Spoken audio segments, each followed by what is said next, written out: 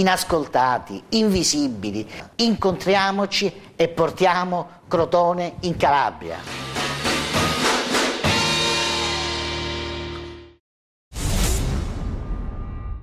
La polizia di Crotone, con l'aiuto degli specialisti della Scientifica di Roma, ha arrestato Pasquale Manfredi, sfuggito una prima volta all'arresto il 26 novembre 2009 nell'ambito dell'operazione Pandora ed inserito dal Ministero degli Interni nella lista dei 100 latitanti più pericolosi. L'uomo, elemento di vertice della cosca Nicosia Manfredi di Isola Caporizzuto, è ritenuto responsabile di 2 omicidi, quello di Carmine Arena e di Pasquale Tipaldi, avvenuti rispettivamente nell'ottobre 2004 e nel dicembre del 2005. Gli agenti, dopo aver circondato lo stabile in via Kennedy di Isola Caporizzuto, hanno fatto irruzione nella palazzina ed hanno rintracciato Manfredi mentre tentava di fuggire dal tetto.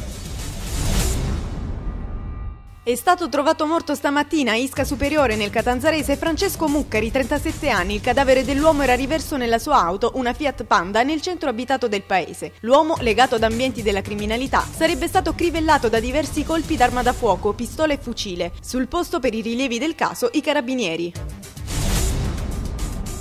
Il ministro dell'Interno Roberto Maroni ha presenziato stamattina all'inaugurazione della sede dell'Agenzia Nazionale per la gestione e la destinazione dei beni sequestrati alla criminalità organizzata. L'istituzione dell'agenzia, che sarà diretta dal prefetto Alberto Di Pace, è stata decisa il 28 gennaio. La struttura, individuata dal Comune, avrà il compito di individuare e catalogare i beni confiscati, seguendone la gestione e cercando di ridurre al massimo i tempi per la loro assegnazione per scopi di utilità sociale.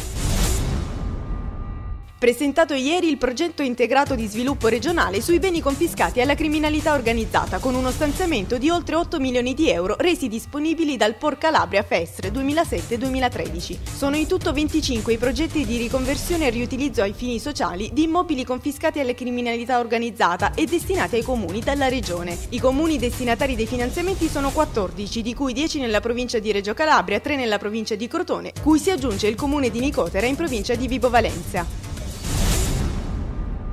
Inaugurato ieri alla presenza dell'attuale governatore della Calabria il nuovo reparto di riabilitazione nell'ospedale di Chiaravalle nel Catanzarese. Il presidente ha dichiarato che nella riconversione in Casa della Salute sarà ulteriormente migliorato. Le case della salute permettono di scongiurare un'ospedalizzazione altrimenti selvaggia che mette in pericolo la stessa vita dei pazienti. Quindi, ha continuato lo Iero, ci sono ospedali che noi, d'accordo con le forze locali, vogliamo riconvertire al meglio.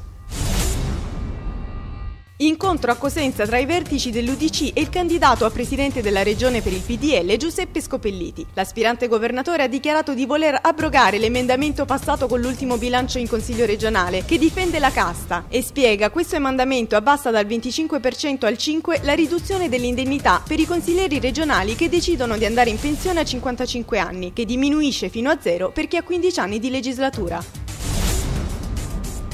È approdato anche a Crotone, in piazza Pitagora, il pullman dei deputati del PD. Dal bus proveniente da Catanzaro, precedente tappa del tour elettorale calabrese, sono scesi i parlamentari Nicodemo Oliverio e Marco Minniti, attesi dai dirigenti del PD crotonese e dai candidati alle regionali della lista del partito. Oliverio e Minniti hanno poi tenuto una conferenza stampa per illustrare l'iniziativa, nel corso della quale hanno attaccato il governo nazionale per il disinteresse mostrato nei confronti della Calabria e del crotonese in particolare.